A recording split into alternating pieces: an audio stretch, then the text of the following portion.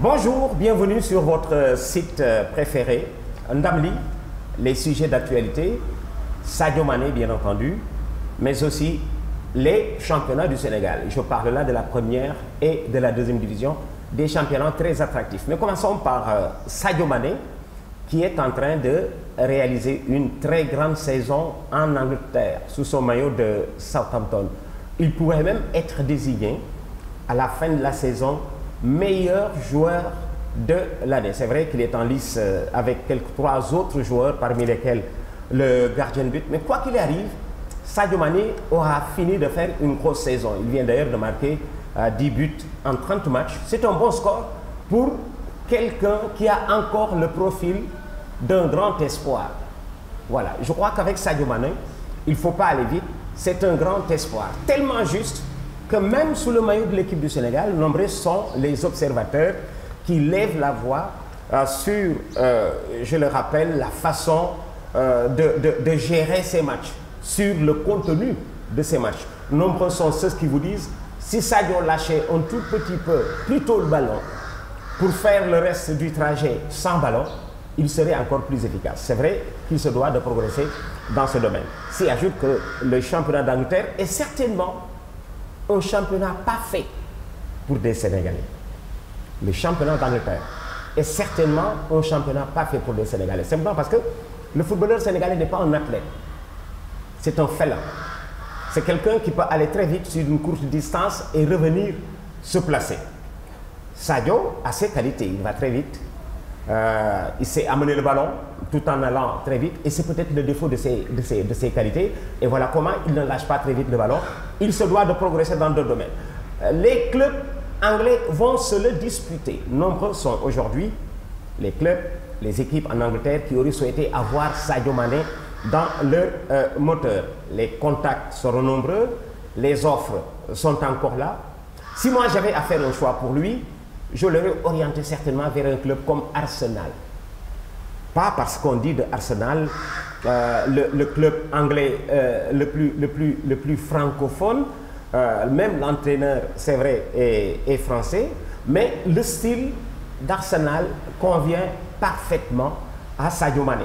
Dans ce football léché, avec un fond technique au-dessus de la moyenne, dans lequel on tend vers le déséquilibre. C'est tellement vrai que l'équipe d'Arsenal, sur le plan du jeu collectif, est en Angleterre l'une des plus proches ou du Real Madrid ou de Barcelone sur le plan du déséquilibre. Il ne faut pas lui trouver un club dans lequel il faut se battre davantage. Vous avez vu le championnat d'Angleterre, presque tous les jours, tu es confronté à des hommes qui sont là pour se battre comme des chiffonniers. On se bat constamment dans le championnat d'Angleterre. On court beaucoup, on saute beaucoup. Mais ceci, c'est depuis les générations, puisqu'en Angleterre, le geste technique n'est pas salué, c'est le geste physique. Un tacle glissé, un heading, quelqu'un qui monte très haut dans le ciel et qui frappe. Le geste technique n'est pas très apprécié. Comme Sadio est un footballeur technique qui a la possibilité d'être vif et très rapide s'il le veut, il faudra être pointilleux sur ce choix.